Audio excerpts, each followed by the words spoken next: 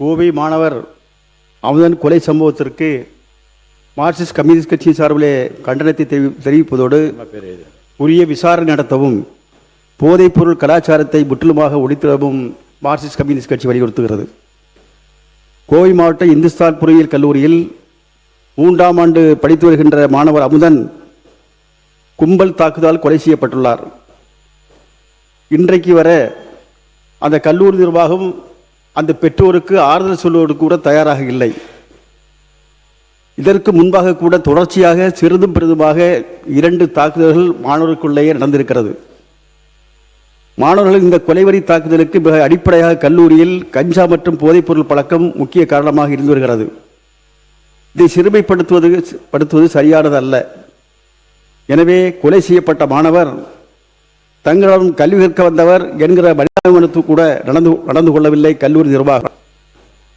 இன்றைக்கு இந்த கோவையிலே கடந்த 10 நாட்களில் 3 படுகொலை சம்பவங்கள் நடந்திருக்கிறது.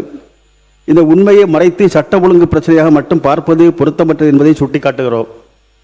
நம்முடைய இந்த அரசாங்கம் தமிழகத்திலே சட்ட ஒழுங்கை சரி செய்ய வேண்டும் என்று சொன்னால் நிச்சயமாக காவல்துறையை களையெடுத்து காவல்துறையிலே மிகப்பெரிய கரைவடியாத கரைகளாக இன்றைக்கு அதை ஆக்குவோம் என்று சொன்னால் மட்டும்தான் சட்டம் ஒழுங்கை ஓரளவு சரிபடுத்த முடியும். இல்லை என்று சொன்னால் தமிழகத்திலே சட்ட ஒழுங்கு எவ்வளவு மோசமாகத்தான் சென்று கொண்டிருக்கும்.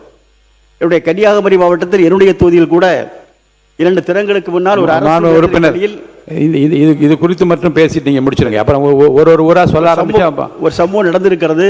எனவே இது போன்ற சம்பவங்கள் தொடராமல் இருப்பதற்காக இந்த அரசாங்கம் நிச்சயமாக காவல்துறை மீது சம்பந்தமாக உரிய கவனத்தோடு இருந்து அதை சரி செய்ய இல்லை என்று சொன்னால் தொடர்ச்சியான சம்பவமாக மாறும் என்பதை கருத்தில் கொண்டு இதற்கு உரிய நடவடிக்கை வேண்டும் என்று கேட்டு அமர்கிறேன்.